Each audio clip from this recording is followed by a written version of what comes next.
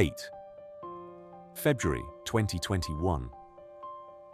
As the nation sat in winter lockdown, the death knell sounded for a British high street institution. The brand was sold off for pennies, but the physical shops, along with thousands of livelihoods, were permanently discarded. Without a final farewell, the doors of Burton were locked forever. What exactly had just been erased? For over a century, Burton wasn't just a menswear shop. It was the very fabric of British working-class life. At its towering peak, this empire clothed the nation. It manufactured a quarter of all British military uniforms during the Second World War and dressed millions of demobilized soldiers in the original full Monty suit. Its grand Art Deco buildings, complete with upstairs billiard halls, were the proud anchor of over 600 high streets. But the tailors of taste have vanished.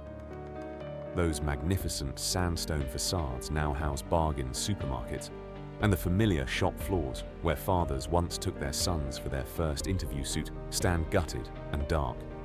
How does an empire built on such an unbreakable bond with the British public unravel so completely? It wasn't just the rise of e-commerce or the sudden cruelty of a pandemic. The rot started decades earlier, buried deep within boardrooms and balance sheets. Chesterfield to administration, 1903 to 2021. The demise of Britain's most famous tailor reveals a devastating truth about modern retail. When relentless financial engineering replaces a genuine connection with the high street, even a century of history cannot save you from the abyss. At the dawn of the 20th century, Edwardian Britain was a nation strictly divided by an invisible but impenetrable line of class and cloth. In the affluent enclaves of London, gentlemen strolled down Savile Row to be fitted for bespoke suits crafted from the finest worsted wool. These garments were not merely clothing. They were physical manifestations of wealth, status, and authority.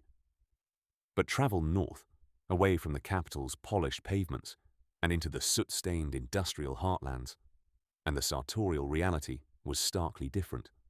For the average British working man, the coal miner in Yorkshire, the mill worker in Lancashire, or the dock labourer in Liverpool, a made-to-measure suit was an impossible luxury. Most working-class men spent their lives in shapeless, mass-produced overalls or hand-me-down garments that rarely fitted properly. A Sunday best, if a man was fortunate enough to own one, was often bought second-hand, stiff with the ghosts of previous owners. Fashion, and the quiet dignity that comes with a perfectly tailored jacket, was fiercely guarded behind a wall of aristocratic privilege. That was until the arrival of a young Lithuanian Jewish immigrant named Mesher David Osinski. Fleeing the violent pogroms of the Russian Empire, the 18-year-old arrived in Britain in 1900 with little more than a fierce work ethic and a revolutionary vision. By 1903, he had made his way to the market town of Chesterfield in Derbyshire.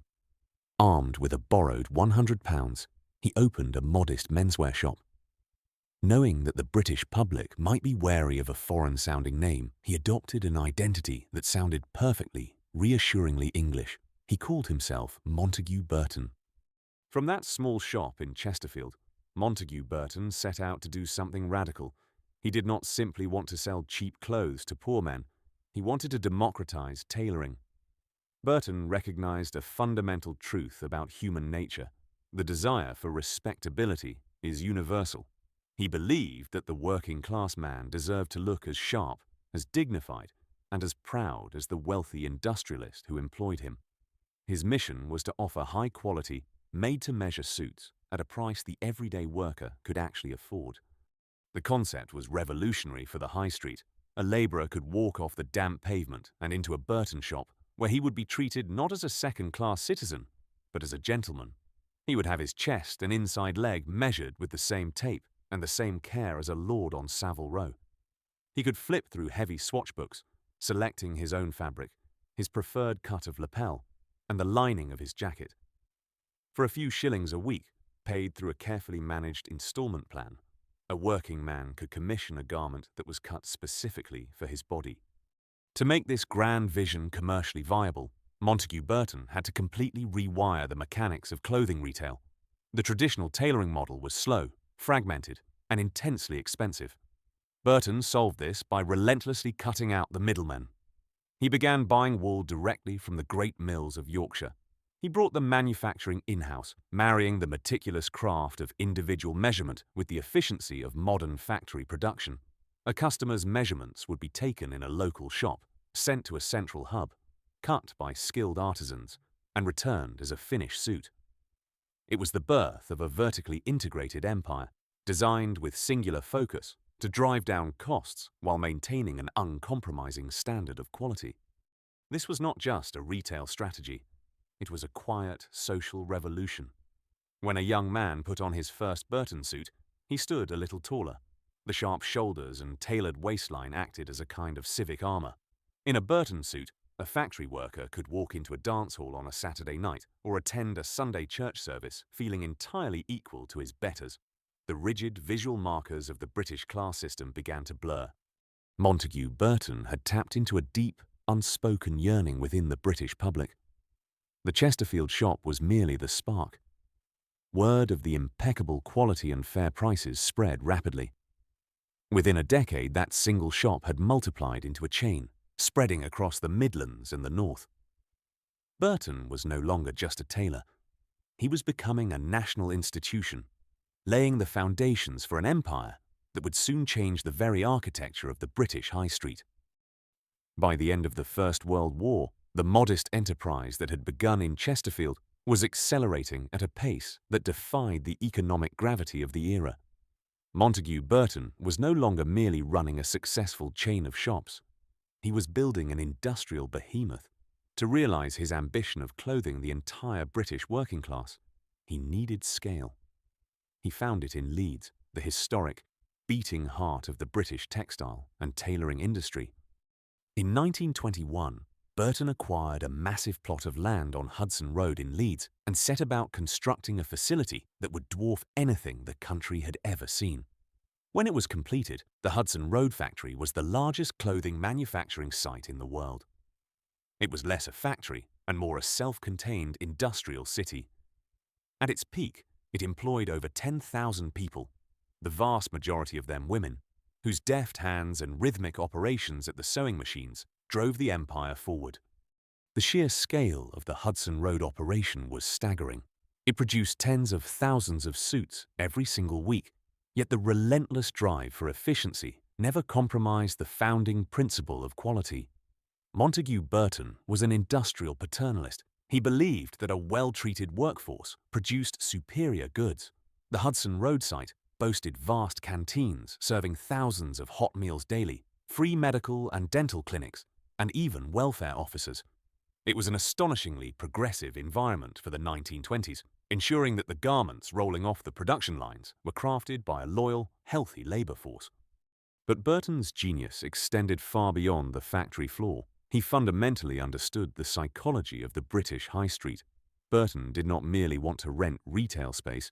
He wanted to dominate the physical landscape of every town and city in the United Kingdom. The company embarked on an aggressive campaign of acquiring prime, corner plot real estate. They did not just open shops, they erected civic monuments. The architecture of a classic Burton store was unmistakable.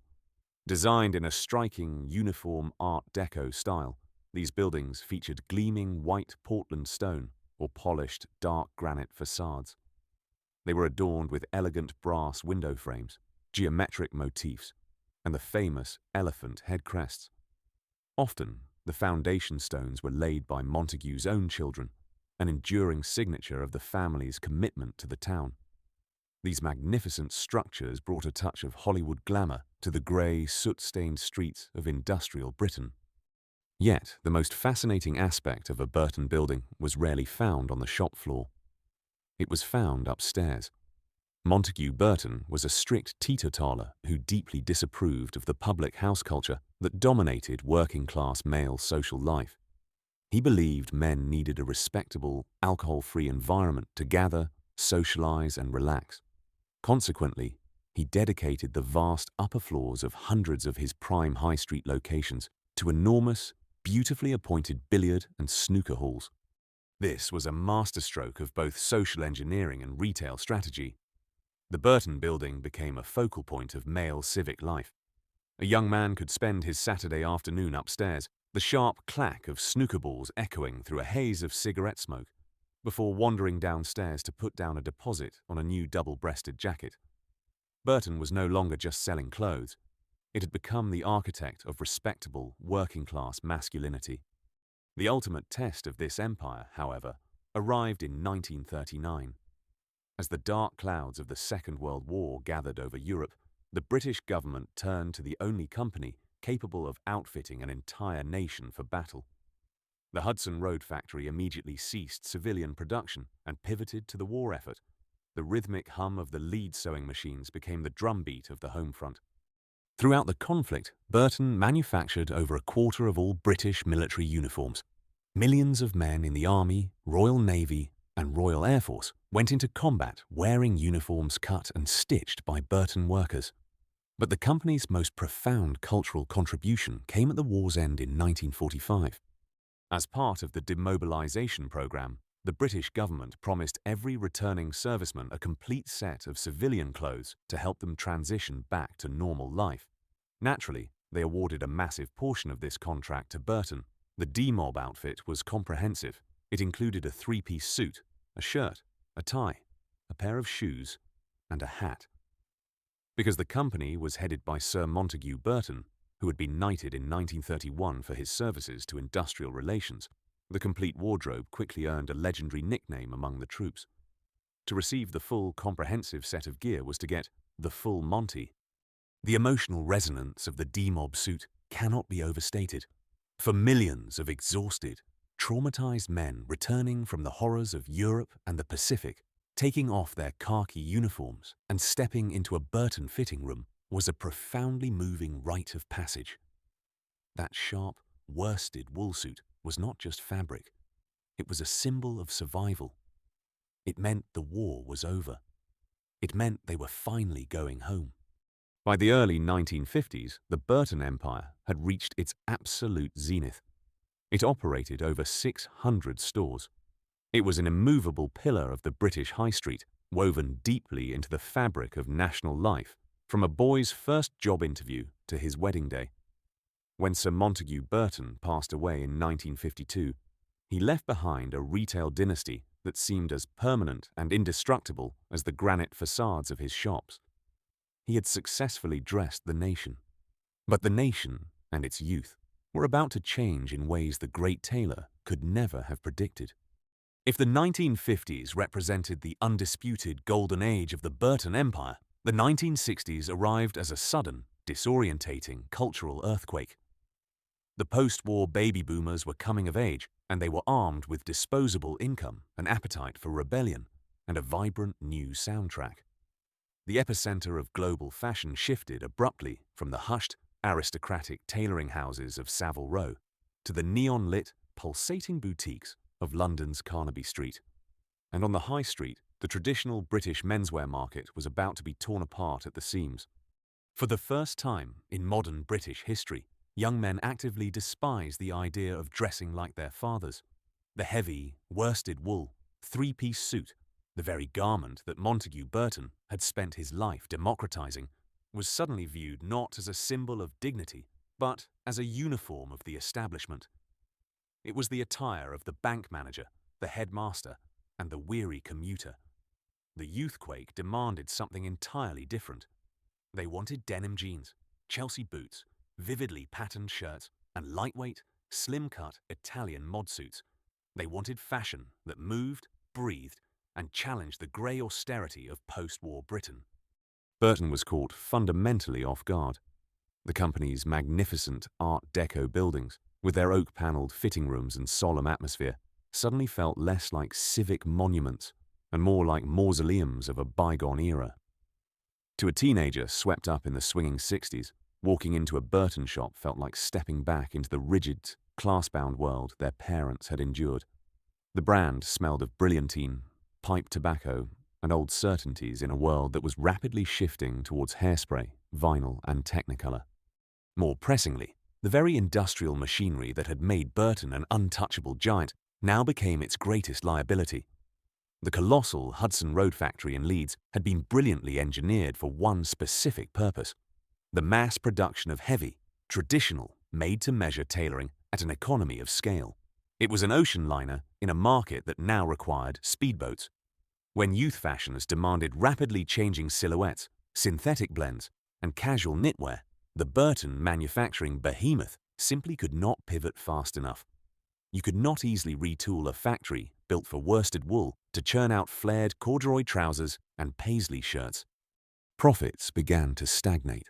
The upper floors of their vast high street properties, the famous billiard halls that had once been the beating heart of working-class male social life, were gradually falling out of favor as young men abandoned them for coffee bars, music venues, and nightclubs.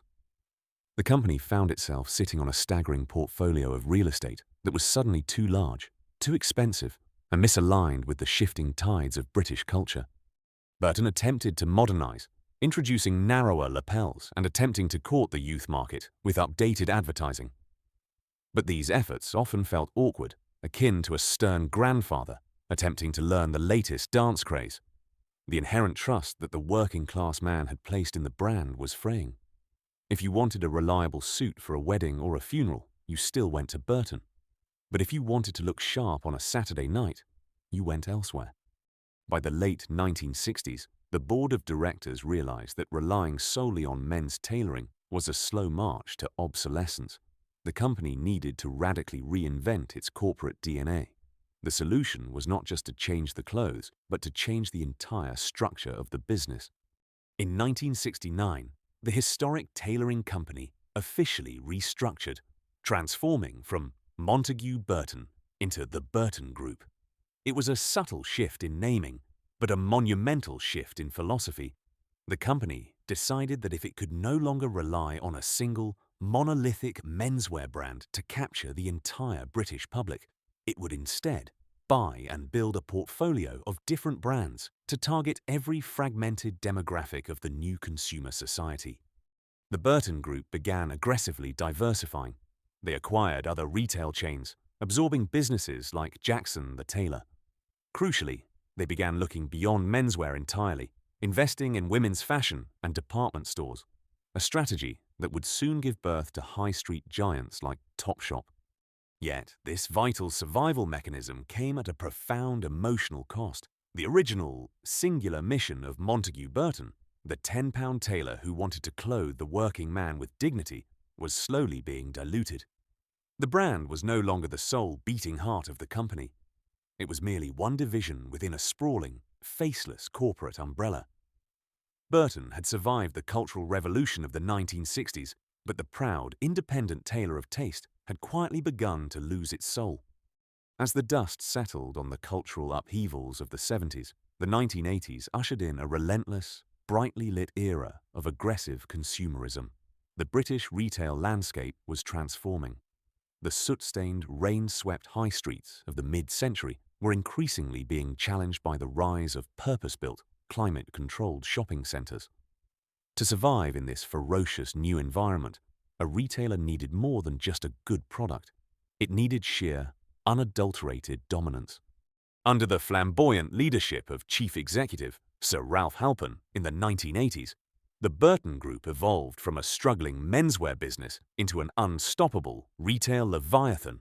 Halpern understood that the modern high street was a game of monopoly, and his strategy was to own as much of the board as possible. The group embarked on a ruthless campaign of expansion and acquisition, deliberately building a portfolio of distinct brands that could cater to every conceivable demographic, age group, and gender. Soon, the Burton Group was an empire of staggering proportions.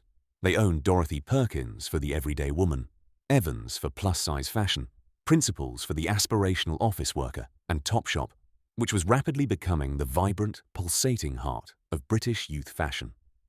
Alongside them sat Topman, introduced to capture the trendy, casual menswear market that the original Burton brand had so spectacularly failed to grasp in the 60s.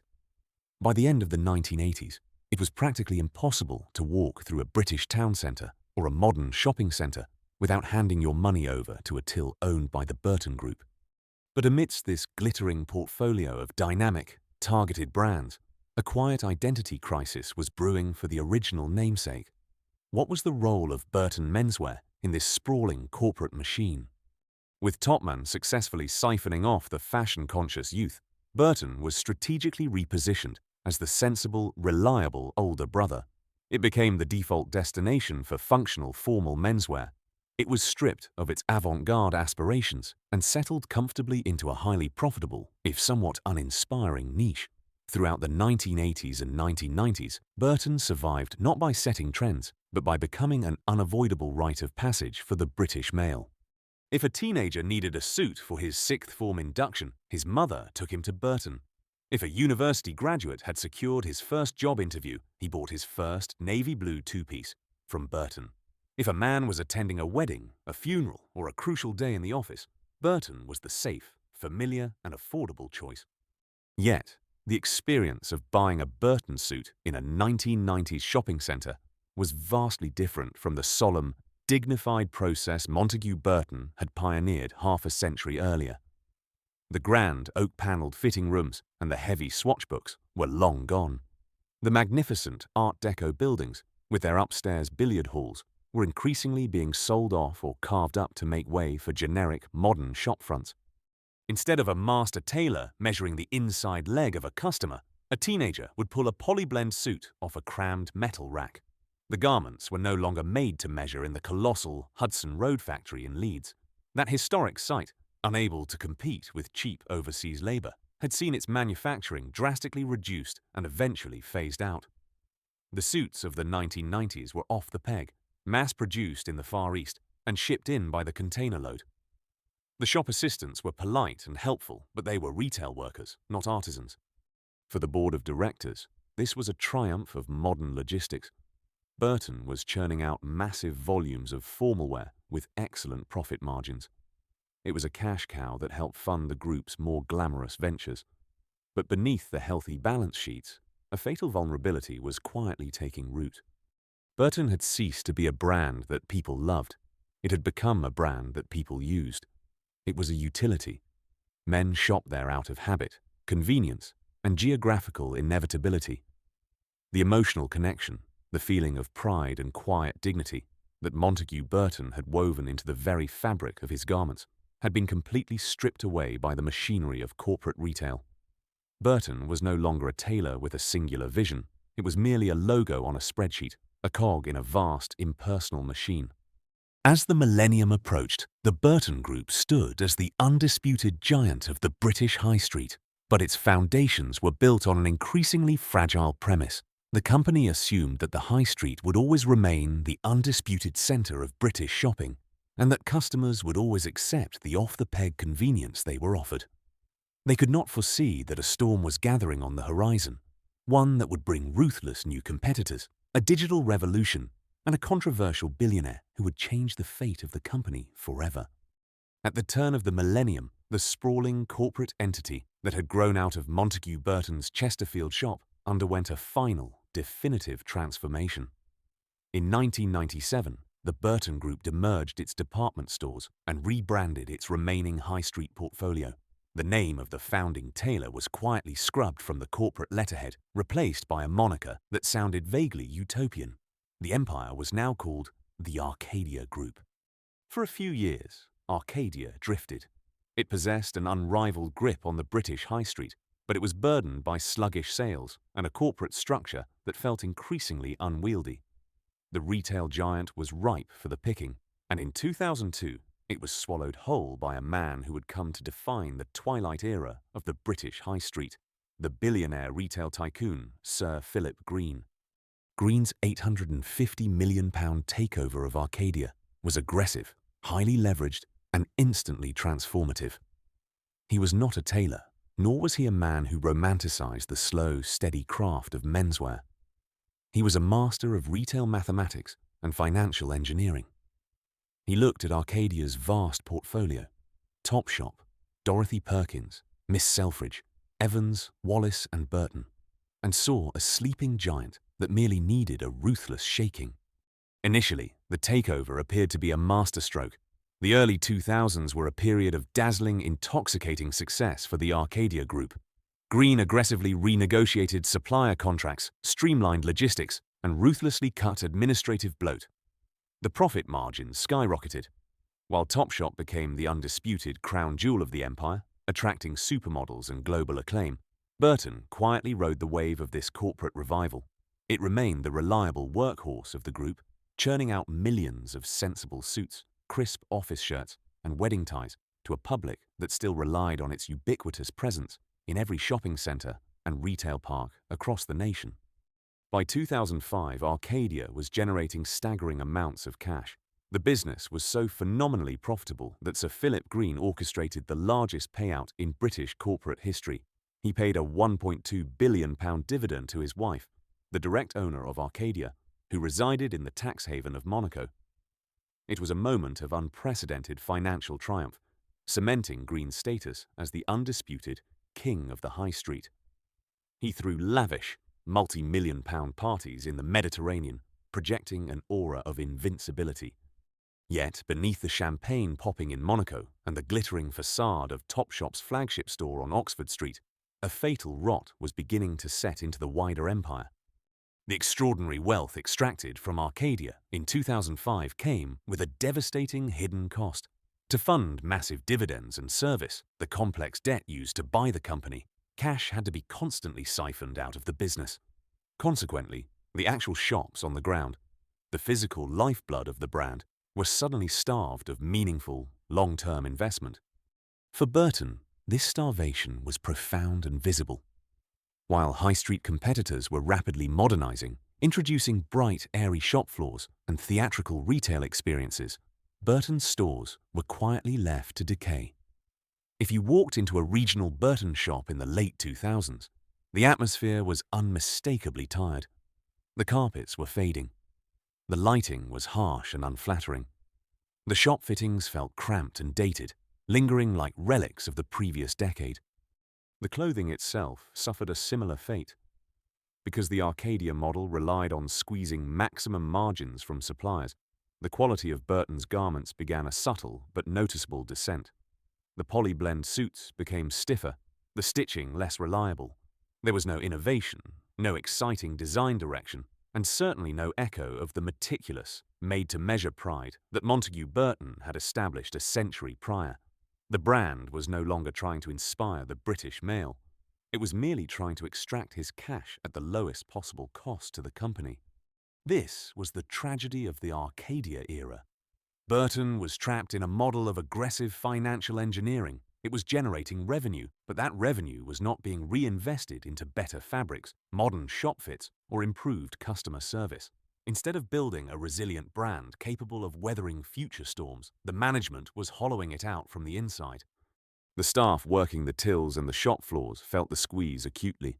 They were expected to hit relentless sales targets with dwindling resources, operating in stores that felt increasingly irrelevant to a new generation of shoppers. The sense of civic pride that once accompanied working for the great British tailor had evaporated, replaced by the grim reality of a corporate machine running on fumes. Sir Philip Green had bought an empire, but he was running it like a spreadsheet. He fundamentally failed to understand that a high street brand is a living, breathing entity that requires constant nourishment, reinvention, and care. By treating Burton as a mere cash-generating asset rather than a cultural institution, the board of Arcadia was stripping the brand of its only defense mechanism. When the retail landscape began to shift violently in the 2000s, Burton would find itself old, tired, and entirely unequipped for the brutal war ahead. As the 2000s dawned, the British high street entered a period of unprecedented turbulence. The slow, creeping threat of the internet suddenly accelerated into a retail tsunami, fundamentally altering how the nation consumed fashion. For decades, Burton had operated on a simple, geographical advantage. If a man needed a shirt, a tie, or a suit, Burton was physically there, anchored in every major town centre and retail park. Convenience had been its greatest weapon, but the digital revolution completely dismantled that monopoly. The menswear market, which had historically moved at a slower, more predictable pace than womenswear, was abruptly hijacked by the internet. Pure-play online retailers like ASOS and later Boohoo Man arrived with explosive force. They operated without the suffocating overheads of physical shops, allowing them to invest heavily in slick digital marketing, seamless smartphone apps, and lightning-fast supply chains.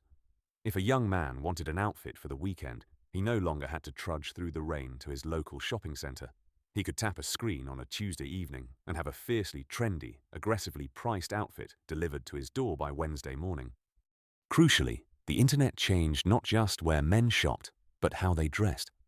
The rigid boundaries of formal wear were dissolving rapidly.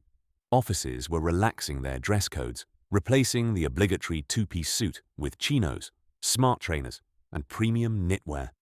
The demand for the sensible, middle-of-the-road tailoring that Burton had relied upon for its survival was shrinking year by year. Burton found itself caught in a merciless squeeze.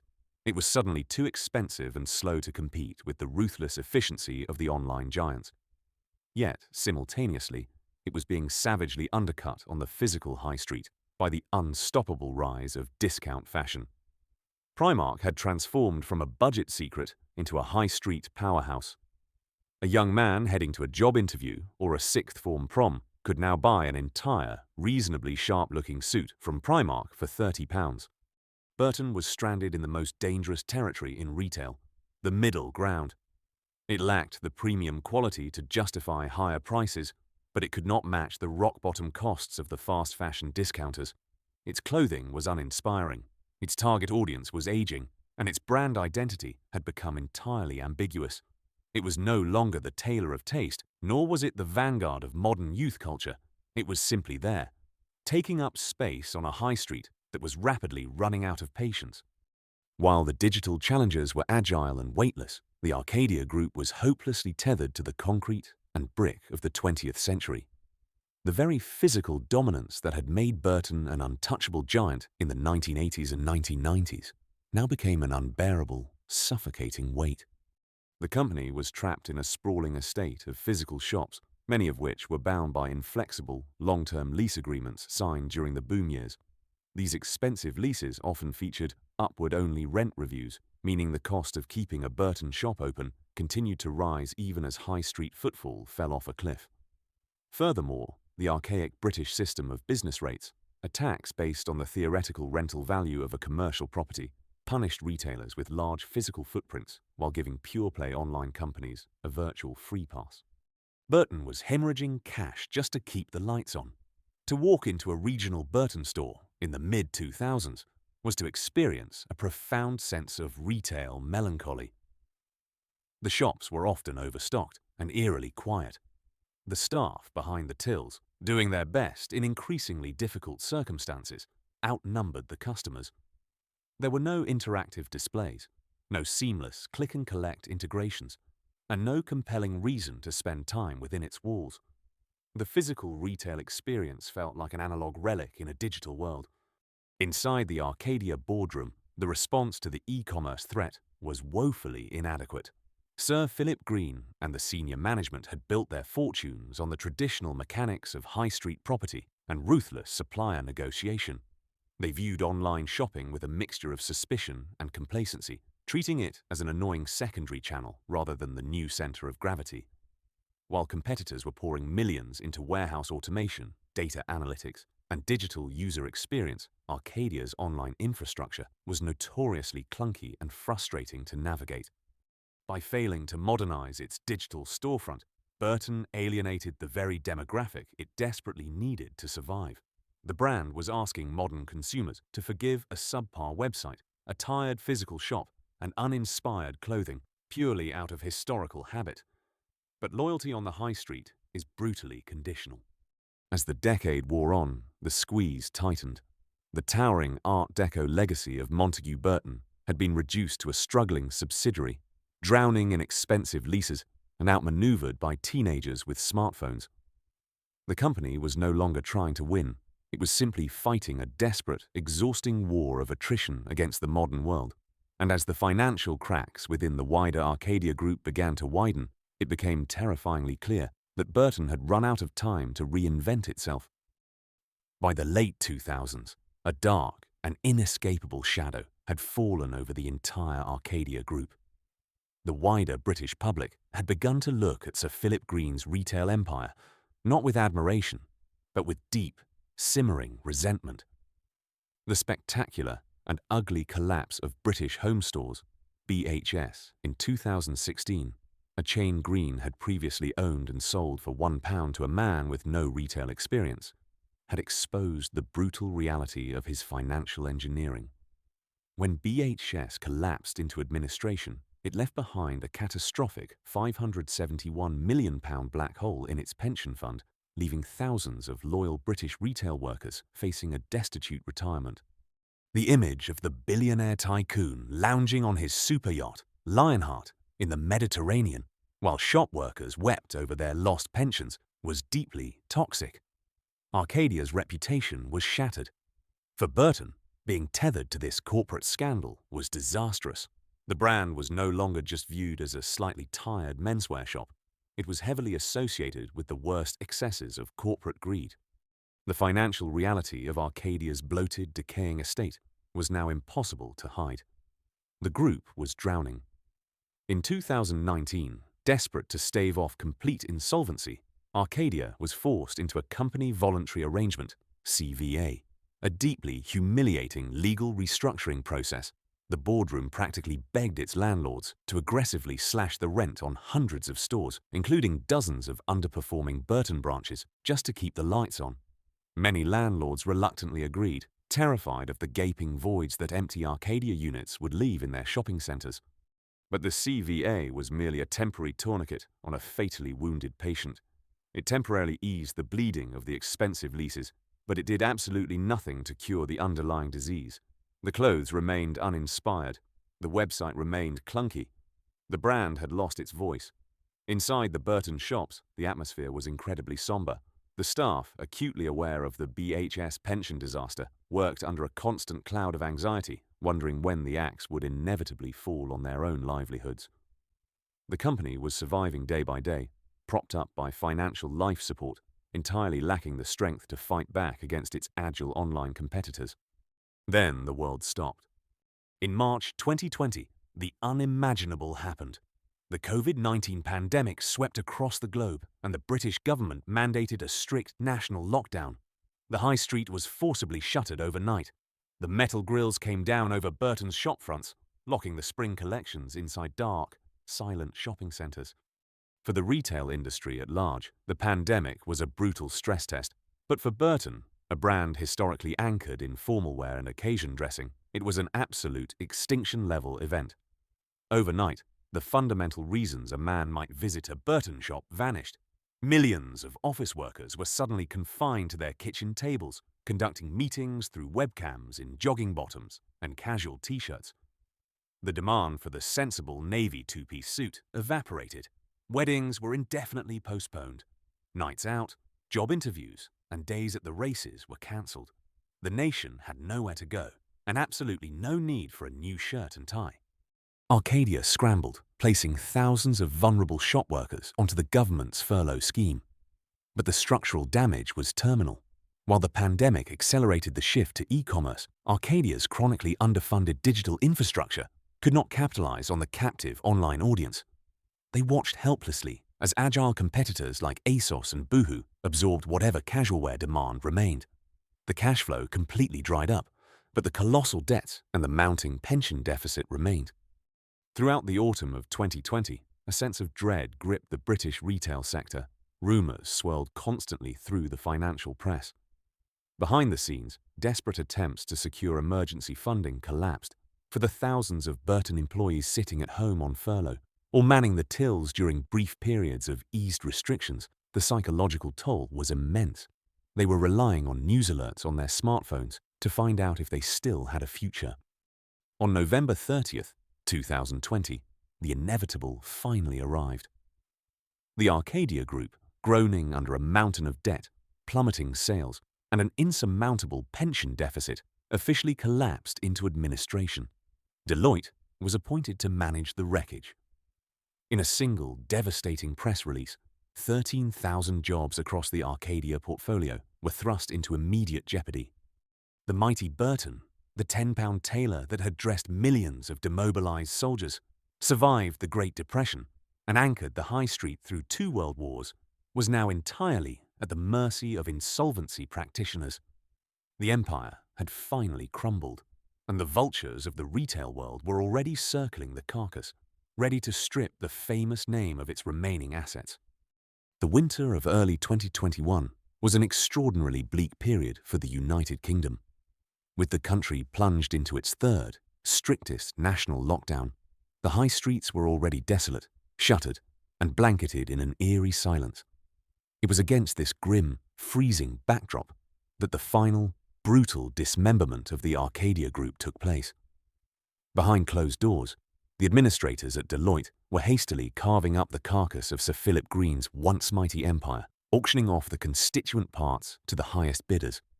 The crown jewel, Topshop, alongside Topman and Miss Selfridge, was swiftly snapped up by the online giant ASOS. But attention then turned to the older, less glamorous siblings in the Arcadia family, Dorothy Perkins, Wallace and Burton. For weeks, the fate of the historic menswear brand hung in the balance.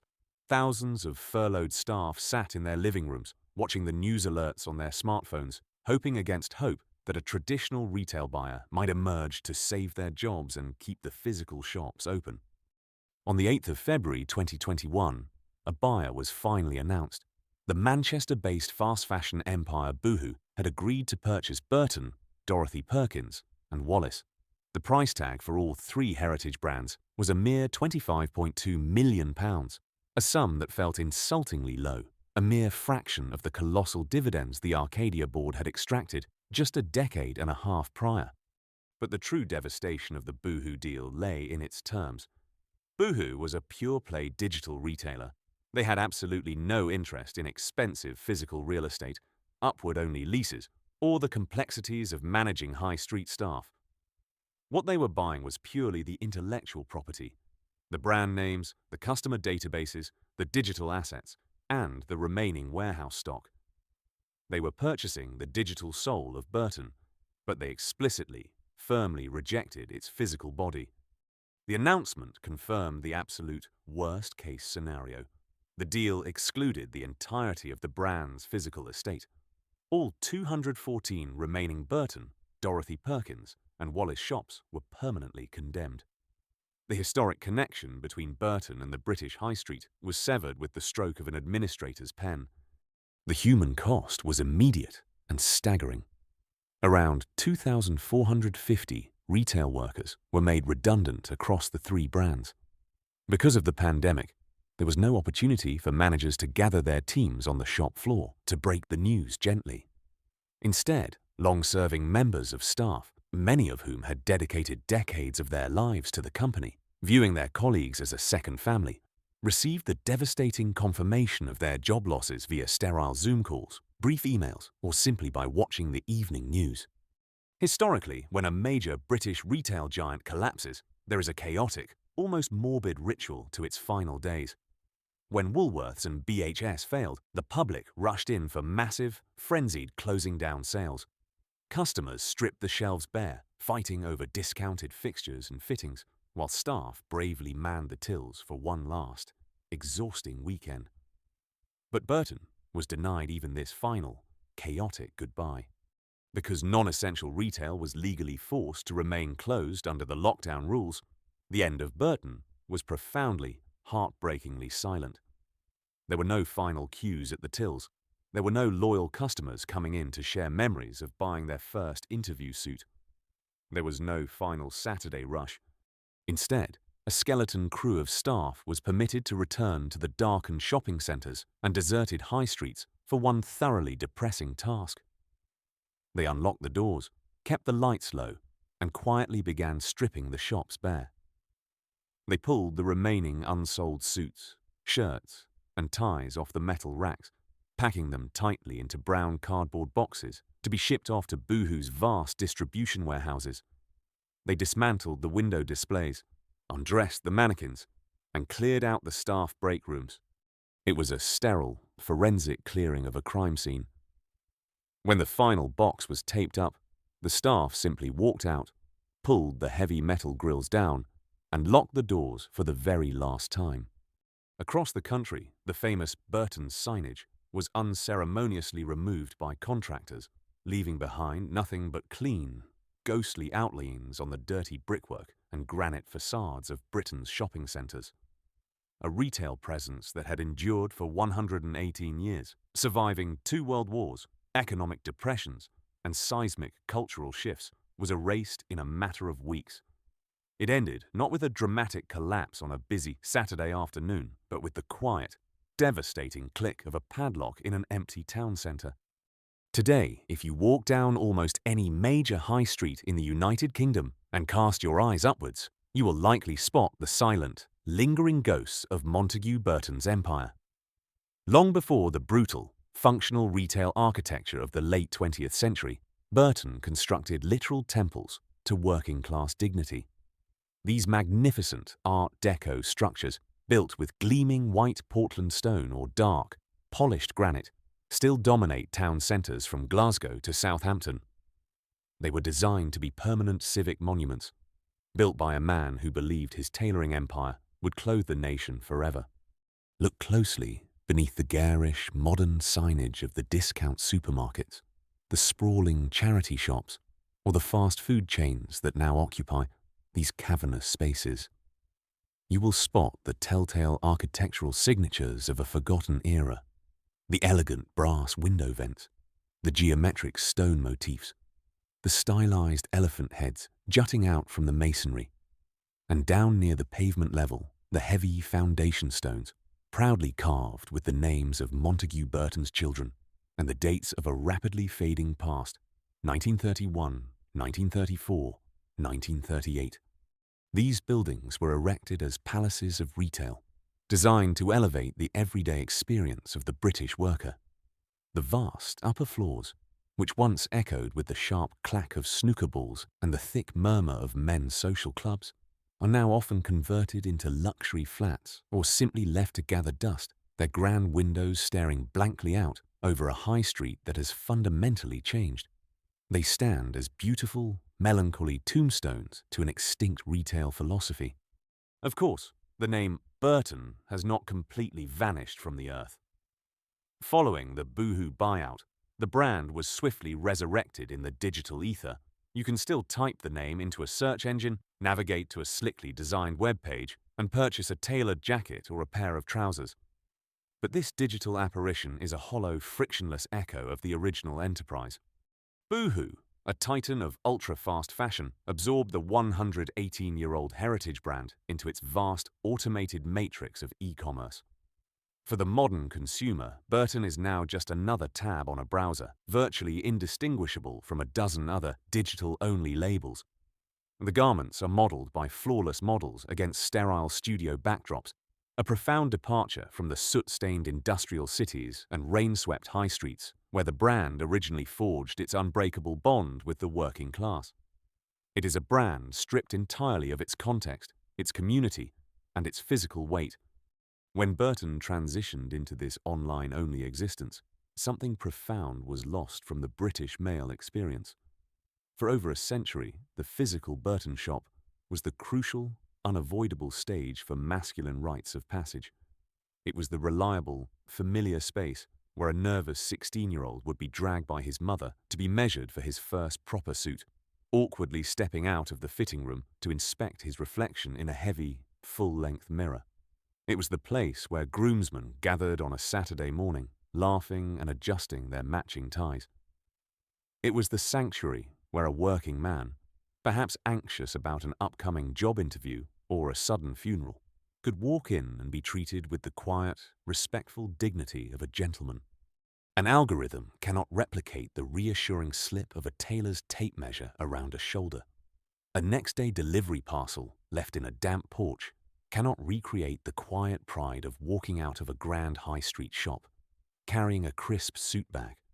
The physical shops were the very soul of the business. Without them, Burton is no longer a tailor. It is merely a label stitched inside mass-produced garments, competing for attention in an endless sea of digital noise. The ghost of Burton serves as a stark, unforgiving warning to every retailer currently operating in the United Kingdom. It proves, beyond any shadow of a doubt, that heritage, is not a shield against the future. It does not matter if you clothed a nation through its darkest hours. It does not matter if you gave the English language the legendary phrase, the full Monty. It does not matter if millions of people hold fond nostalgic memories of your shops. When a business stops looking forward, when it prioritizes aggressive financial extraction over meaningful, long-term investment, and when it forgets the fundamental reason it exists, it will inevitably die. The fall of Burton was not an overnight tragedy, but a slow, decades-long erosion of purpose. Montague Burton built an empire by looking at the working men of Britain and asking how he could elevate them. A century later, the corporate machine that inherited his name looked at those same high streets and asked only what it could extract from them. That devastating shift in philosophy ultimately cost the brand its life. Today, the carefully measured suits are gone, the upstairs billiard halls are forever silent, and the British high street carries on, permanently altered by the absence of its most famous £10 tailor. When the final Burton sign was quietly unbolted from the masonry, it was not simply the end of a business, it was the erasure of a distinctly British institution. The story of Montague Burton's empire is a stark reminder that in the unforgiving ecosystem of retail, history offers absolutely no protection. You can pioneer the modern high street, clothe a nation through its darkest hours, and weave your brand into the very fabric of working-class life. But the moment you believe your past will secure your future, the end has already begun. The tragedy of Burton is that it did not die because people stopped needing clothes. It died because the corporate machine that inherited the brand stopped caring about the physical high street and the communities that relied on it. Relentless financial engineering, a catastrophic lack of investment, and an arrogant complacency in the face of a digital revolution slowly starved a legendary tailor from the inside out. Yet, retail at its best is never just a transaction. The history of the British high street is genuinely the history of our own lives. It is the memory of a nervous teenager buying his first interview suit, the shared laughter of groomsmen on a Saturday morning, and the quiet dignity of a working man preparing for a Sunday service. When the doors of these heritage shops lock for the final time, the town centre loses a little more of its soul, and the physical spaces where we marked our personal milestones vanish forever. What are your memories of Burton? Did you buy your first suit there? Or do you remember the magnificent Art Deco buildings standing proud in your local town centre? Please share your stories in the comments below. It is the best way to preserve the changing history of our high streets. If you found this documentary insightful, please subscribe to the channel for more stories of British retail, and thank you for watching.